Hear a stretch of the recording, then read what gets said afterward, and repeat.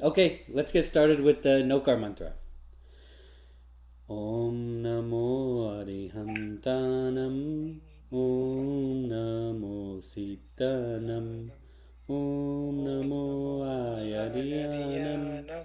Om Namo Vajayanam. Namo Loe Savasahunam. Eso Panchanamo Karo. Sava Pavapanasano. Mangalalancha Savesim. Paramam Have Mangalam. Paramam Have Mangalam. So thank you everybody for joining class today. As you know, this class has always been focused on how to take Jain principles out of the classroom and into your life. And so now we have an opportunity to expand on something that we only touched upon last week, is that how can Jain principles help you through this pandemic? And believe it or not, Jainism has a lot to say about it. So before you hang up because you don't need any help through this pandemic, remember there are probably people in your life that depend on you and that are looking at towards you for leadership. And while you might be able to weather this crisis yourself, it doesn't always mean you know what to tell them or you know how to articulate how you're able to do it. So this class will help you with that part too. So first, a lot of people know that America and the West has one of the highest qualities of life in the world. But most people forget that the quality of life has been increasing throughout history. So the first lesson I want you to internalize yourself is that you are currently living one of the highest qualities of life of anyone who's ever lived in history. Now, I know it doesn't feel like it. I know you have problems and you have worries and you have stress.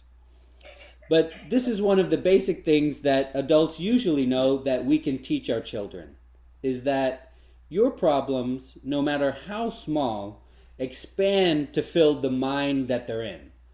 Just like water expands to fill the shape of the container. Your problems always seem like they're too much to overcome because they expand to fill your mind. So we have to learn to appreciate the truth even when it conflicts with our subjective feelings. And the truth is that anyone in history, including kings and rich and powerful people, would trade places with you in a heartbeat. So why? What evidence is there that your quality of life is high despite what you may be feeling on the inside? Well, I thought of 4 things, and perhaps you can think of more. I came up with lifespan, security, a countrywide safety net, and advances in medicine. Okay, so let's take them in order. So lifespan is the easy one. We all know that the most precious of all resources is time. So you currently have more time than anyone else in history. That is more time to accomplish your goals, and the most precious thing is more time to perform nirjara than anyone else has previously had. So the second one, security, is a little bit harder to appreciate. But any student of history will know that our lives have coincided with one of the most peaceful times in history because of the bipolar and then unipolar world that we live in. Video pause हो गया.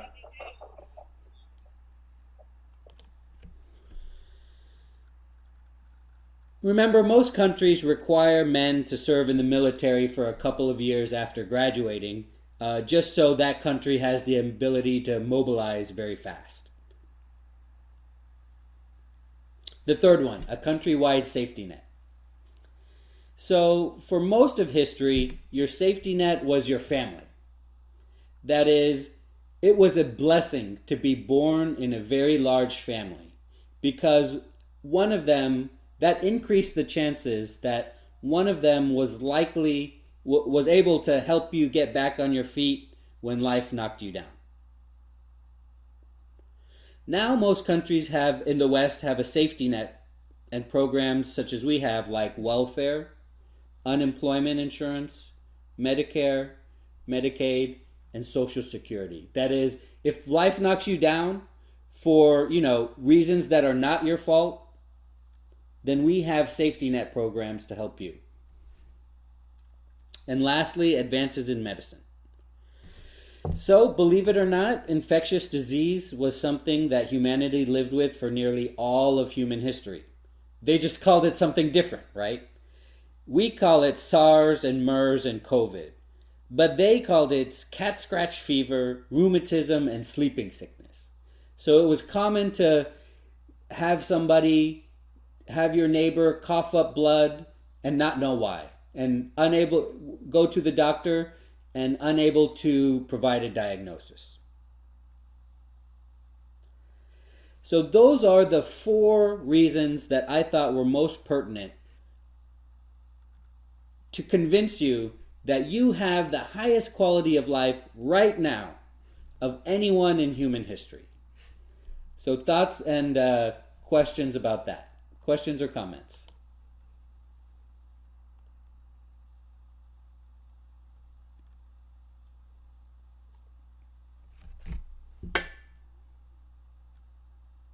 Tim, what was the second one? The first one was time. What was the second one? Security. Security. That is, we are not forced to be part of the military. We are not forced to join a 2-year program after graduating to be part of the military to prepare our country for readiness. There is no conscription these days. That is still the norm and still common in many places. We have a standing army, but it's a volunteer army that's paid. Does anybody disagree? Does anybody discount any of the reasons that I mentioned? Or think that those actually have nothing to do with their quality of life? Hey, Tim. I think I agree with that.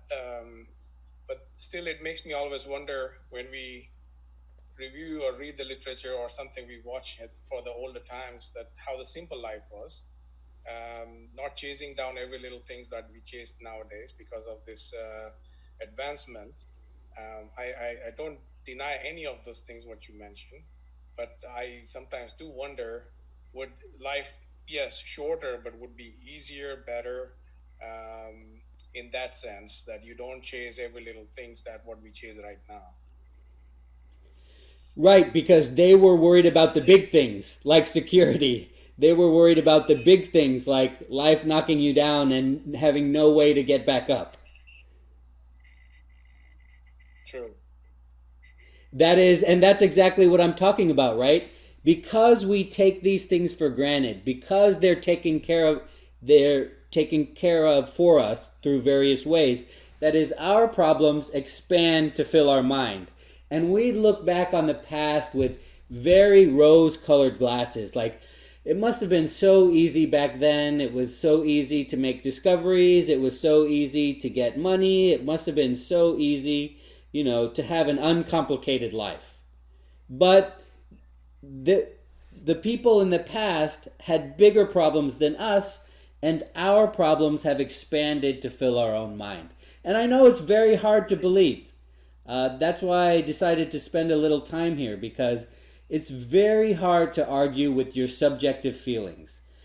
And it's hard to admit that what your feelings are telling you are wrong. But they are. So what does Jainism have to say about coping with the pandemic? So that's where we turn to chapter 9 in our book and bhavnas 1 through 5. So let me pull that up.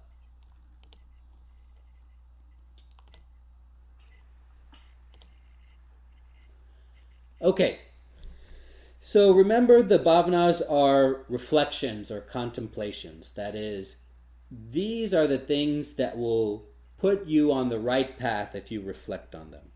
And for telling people, for coping yourself with this pandemic, and for telling the people you love how to cope with, these will serve you very well. The first one is anitya bhavna, or transitoriness. That is, all material things in the universe are transitory in nature. What gives us pain is not the changing modes, but our insistence on seeing that the things of our liking remain permanent. That's the most important sentence in this paragraph.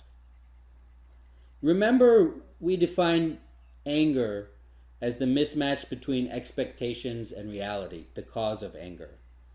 And that we spent a lot of time in multiple classes convincing ourselves that all anger is directed at the self. This is similar to that. What gives us pain is not change, but it's our insistence on seeing the things we like remain permanent. That is, we are the cause of our pain because we insist the world should be as it is not. And the world is transitory. And there's no going back to pre-pandemic time. And if we insist that we can get back there, we will fill our lives with pain.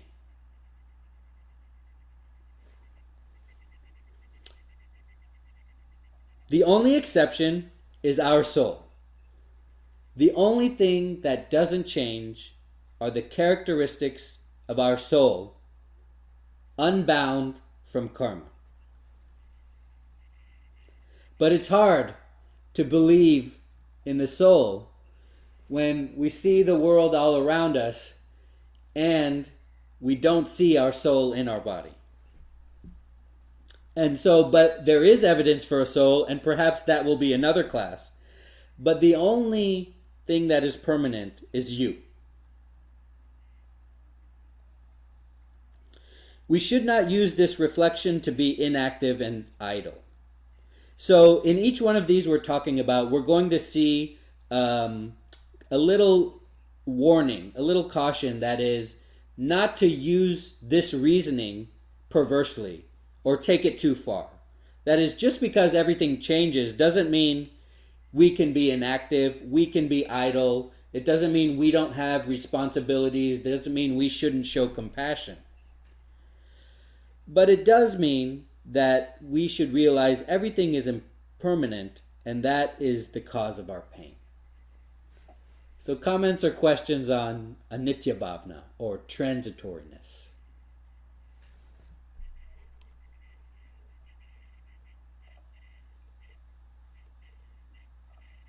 Okay, number 2, asharan bhavna, or lack of refuge. No one can help us. Despite everything changing, the only thing that can help us is our own soul. That is, our family can't help us, our wealth can't help us, our material possessions cannot help us. So why should we depend on them? Why should we seek refuge in them when they cannot provide us refuge? It should be constantly kept in mind that we have to find our own course in life. When stricken by pain, physical or mental pain, we have to bear it ourselves. No one can save us from it. We are the creators of our own future, our pleasures, and our pain. And we have to learn to bear them without depending on others. Second paragraph, we alone have to suffer from the pains of disease. So here's our caution. This reflection is not to be used to shun compassion, friendliness, benevolent acts, and thus to become utterly selfish and self-centered. That's using this lack of refuge perversely. That is, we should try to do it ourselves, but that doesn't mean we stop being compassionate to other people who need our help. Though it is a fact that we cannot cure other people of their diseases or protect them from their own calamities that they must bear, we can show compassion toward them by trying to help them according to our capacity. The main point is that we should become self-dependent without desiring help from others. There's no escape from evil or the consequences of our evil acts. And when you think about them, you will change your life. So I remember, I'm sorry to keep bringing this up, but this thing stuck with me and it'll probably stick with me for the rest of my life. When I asked how many of you think you are souls, very, very few of you raised your hand. So if you focus on these bhavnas, you will put yourself in the mindset to believe you are a soul and to take actions with the belief that you're a soul. And this is a way to change your life. So questions about number 2, Asharan Bhavna or lack of refuge. Questions or comments?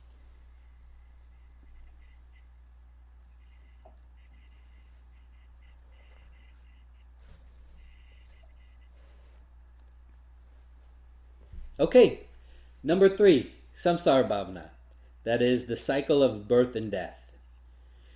You and your loved ones will live on after this body dies. So, in addition to helping you through this pandemic, this is a very good one to contemplate when someone you love dies. That is, their soul has gone on to the next life. So, there's certainly no need to ruin your own life with grief. We shouldn't have any attachment to things or to any people because their soul is just like ours, goes on in the cycle of life and death. That is, the cycle of life and death is an endless wandering from one life to another that has no end except through moksha.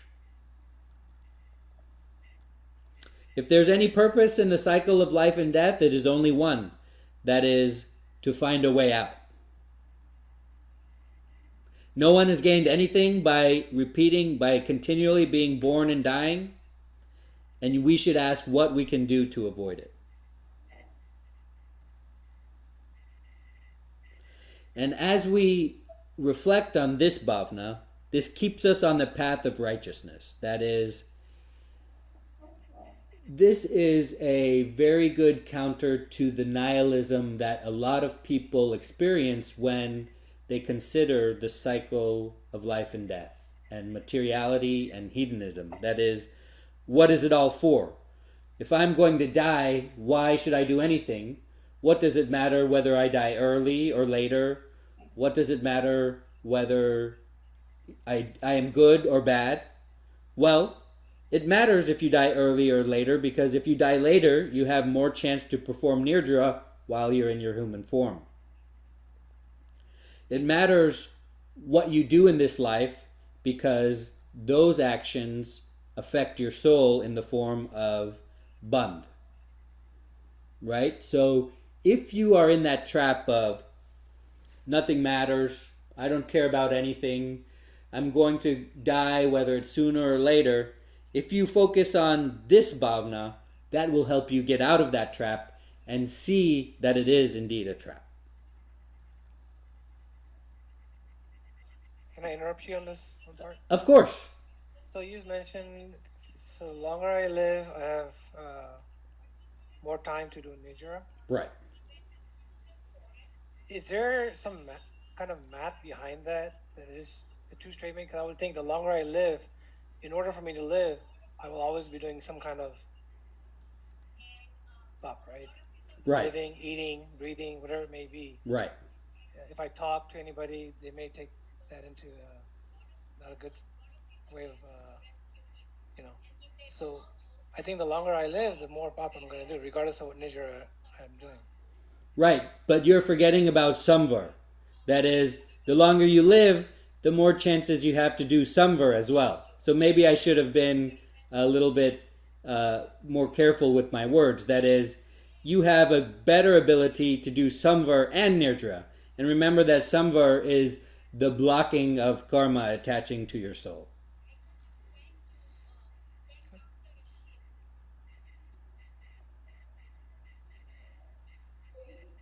Timur, to Ashi's point, I think earlier you mentioned that we in US countries are probably living the most highest standard of living.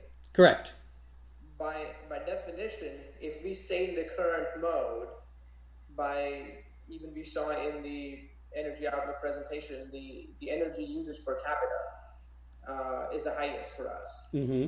So that means if we increase our lifespan in this standard of living mode, and if it continues to do so, the as you said, it's going to be contradicting with the nirjara, because just by accepting the standard of living, we have we're not doing enough nirjara, in my opinion. So would it be a conflict? Right. So very similar to the last question, that is very true that if we are currently using the most energy out of everybody who's ever lived per capita as a country, then aren't we, by having a long life, aren't we exacerbating that problem? But what we can do, remember that as we continue to live, we can continue to perform samvar and decrease our energy use.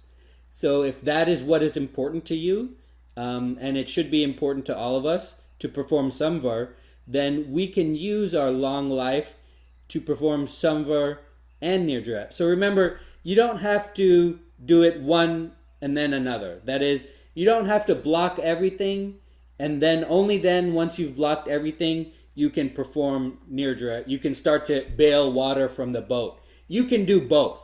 That is, you can have the water coming in be as little as possible as you can get it. At the same time, bailing out as much as possible. You can perform samvar and nirjara at the same time.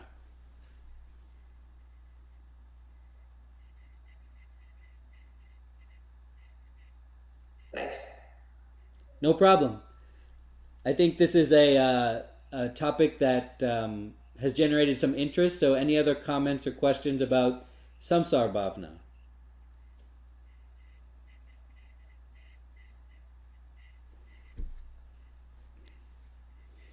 Okay, let's look at the next one. Ektva bhavna, that is solitariness. I'm alone. I was born alone. I will die alone. I am sick alone. I have to suffer alone. I alone have to experience the consequences of karma which I have earned.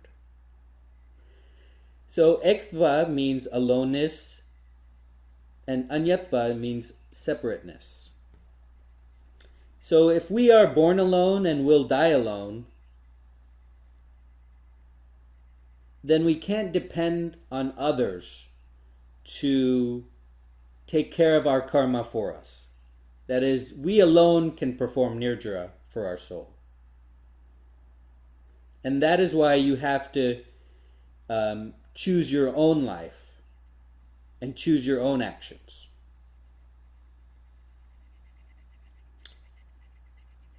Consciousness that I am alone and I alone have to chart my course of life is not being selfish. Also, that my family, my friends, and my belongings are not mine does not breed selfishness, but clinging to all these things does bring selfishness, because such clinging is the result of gross attachment, which is one of the worst vices we have. What these two bhavnas prescribe is to suggest that you have to bear the fruits of your own karma. Others cannot help you, relieve you of bearing the fruits of your own karma. And similarly, you cannot help relieve others of the fruits of their karma. That is, you can be compassionate to them, and you can help them just as other people can be compassionate to you and help you. But that won't remove those fruits of karma when they come due. So if we serve others with this outlook, then that will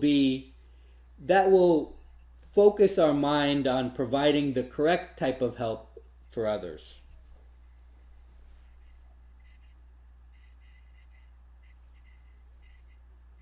So questions about solitariness.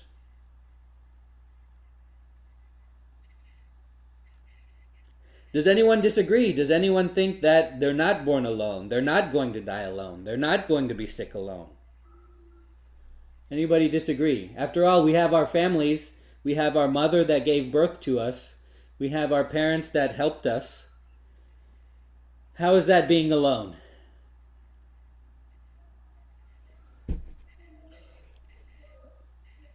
Timur, just a comment. I think what's interesting is probably a few minutes ago now, in India there was a sort of a march of solidarity, meaning opposite of this, and saying that we are all together. And knowing this is just a contradiction again, Right. For me. But Right. So remember that being alone doesn't mean you can't show compassion to people. It doesn't mean that you can't help people or that other people can't help you. What it does mean is that when your karma comes due, nobody else will pay for it. Only you will pay for it. And therefore, if you act with the knowledge that you are going to be the bearer of all your own fruits, your behavior will change, right? If we believe that we are souls and that everything we do is being recorded in the form of karma, all of our actions, all of our intentions, all of our good deeds and bad deeds, our behavior will change. that's true. Hey Tim, quick question on that. So when I'm being compassionate to others or when I'm helping others, is it like form of nature or I'm doing some somewhere or helping my soul or getting rid of karma? Is that Absolutely. When you are compassionate to others, when you help others, you are performing samvar, you are performing nirdra, and you are using your time in one of the best ways possible.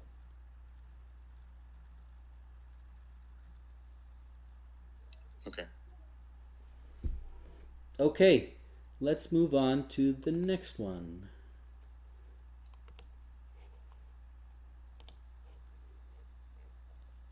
Anyatva bhavna, or otherness. There are other bhavnas, but this will be the last one that will help us through this pandemic. We'll get to the other bhavnas when we get to them. Otherness. The soul and the body are separate. The body is inanimate, ephemeral, while my soul is conscious and eternal.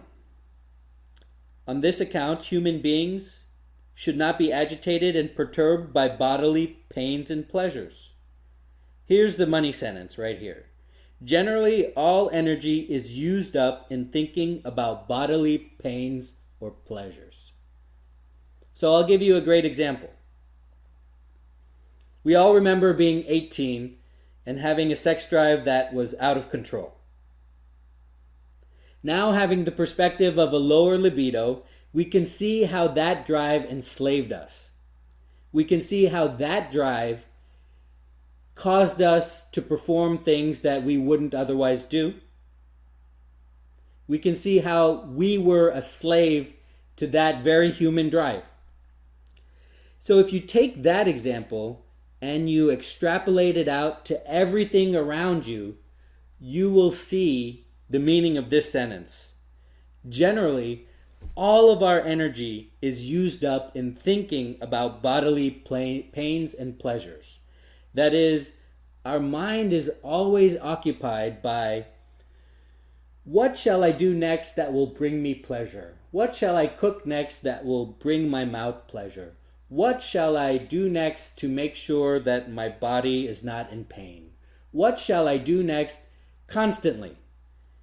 Your whole life, all of the cycles of your brain are used up in thinking about how to maximize pleasure and minimize pain. That is, the things you take pleasure in are weaknesses that keep you in bondage. Remember, it's very easy to see how our sex drive keeps us in bondage. It controls us. It makes us do things we may not want to do. It makes us it may make our quality of life in other areas go down to pursue that kind of pleasure. But it's not just that's just an easy example that we can all relate to. Take that example and extrapolate it out to all parts of your life. And you'll see that pleasure is weakness, that seeking out pleasure is weakness.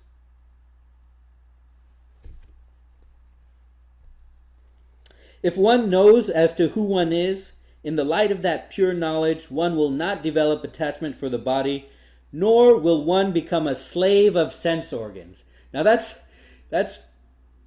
pretty pretty powerful language. Become a slave of sense organs, but I don't think it's a mischaracterization. I think that that's what we all are. We are slaves of our sense organs. We like to hear something great. We like to look on something great. We like to feel something great. We will be saved from the miseries and calamities arising from attachment to the body and also from ignorance and delusion. We realize that real happiness does not depend on external objects, but on the soul itself. The source of happiness is the soul. So you must have heard it a million times that happiness is a choice you make at each moment and can only come from inside of you. And so this, if you reflect on this bhavna, you will realize, you will come to change, reorient your life to this truth. This body is transitory and it is different from me. I am the soul which is not perishable, while the body is perishable. Even wealth, family, etc. is not mine. They are different from me, therefore I detach myself from all these things. So questions about anyatva bhavna or otherness. So, how do we distinguish this particular bhavana with what we briefly described before?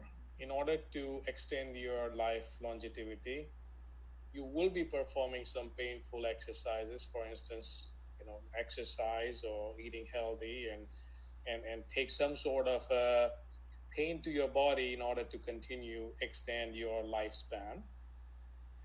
Wouldn't that contradict what it says here, that we always think about bodily pain and pleasure? Pleasure, I understand. Yes, you're right about that. But pain, sometimes I believe it is necessary to take in order to do certain things, including samvara and nirjara. So this is about avoiding pain.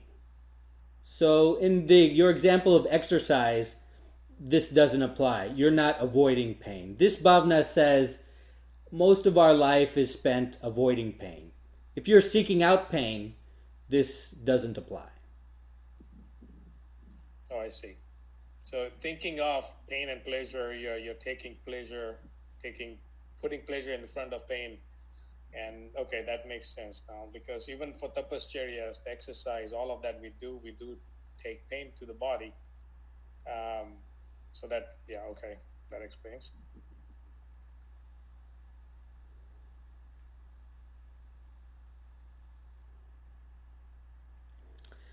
So now you guys tell me.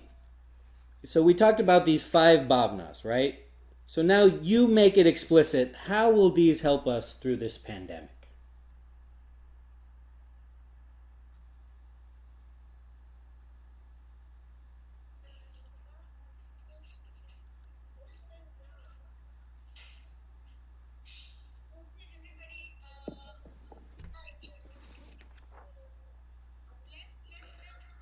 Tim, I have a comment on one of the bhavnas, which I don't know if this fits into one of these bhavnas or not.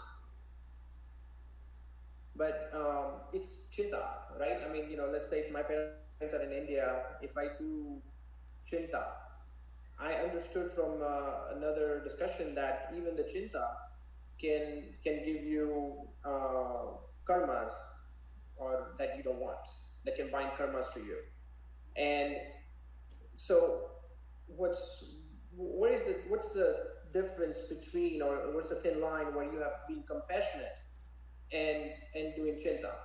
That is not a compassionate is good bhavana, that's good karmas, but doing chinta, which is bad in a way, what I understand is not good karmas. Tell me what chitna is. Chinta means worrying for like કે ત્યાં ઇન્ડિયામાં થશે તો શું થશે, or અહીંયા પણ like for example, what if my just worrying about this pandemic and effects. The over compulsiveness of worrying about things, just like you worry about your kids and their school and if they did well at school and things like that, the same kind of worrying of what will happen if this pandemic does this or if this will happen of that. To be compassionate doesn't mean you have to worry. To help people doesn't mean you have to take on stress. You can be compassionate with joy in your heart. You can help others less fortunate than you with joy in your heart and being happy to do so. And I suggest you do so.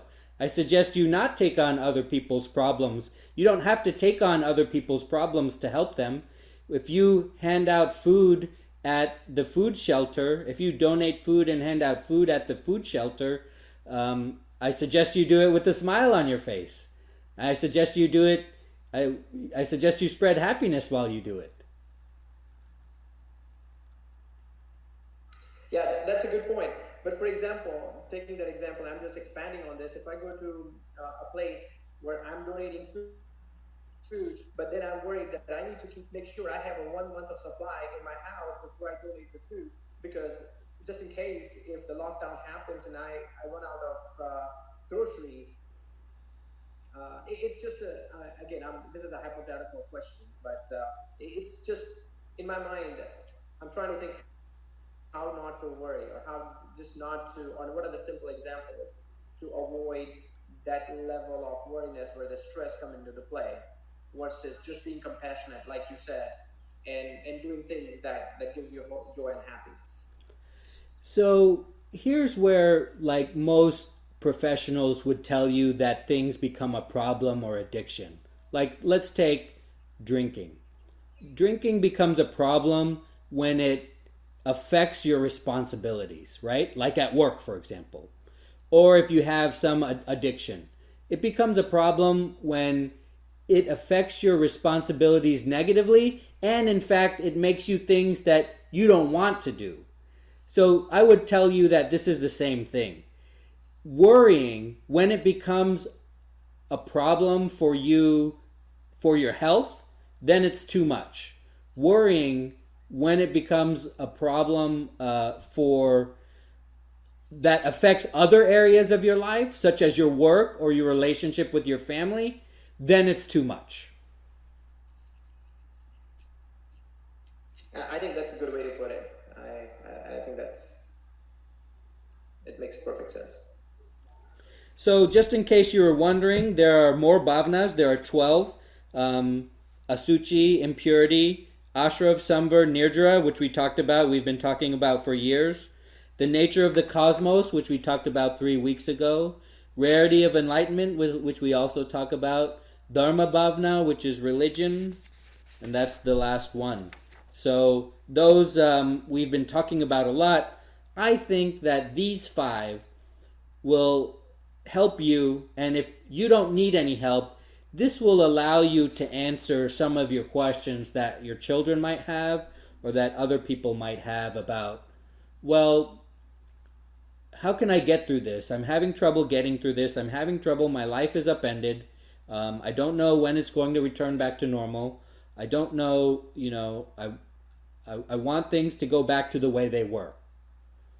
This is a really common attitude, and it's the attitude that most people have. But we know better, right? And that puts us in a position to lead people out of that way of thinking. So questions not just about the last one, but questions or comments about any of the bhavnas. Transitoriness, helplessness, the cycle of birth and death, solitariness, and otherness. And of course, you'll see that they dovetail with each other. The concepts are somewhat, the beginning of one and the end of another will be somewhat similar, but they are different concepts. Questions about any of that?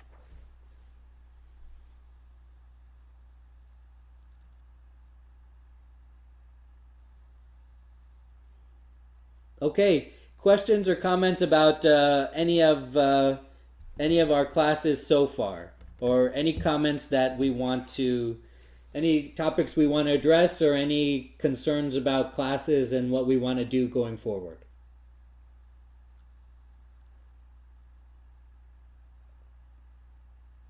I think this format is really well. Thanks for organizing, Taylor. Oh, no problem. I'm glad to do it. I definitely don't take for granted the time that you guys give me to affect your life. Not many people have that opportunity, so I want to make sure that I fill it with things that can help you.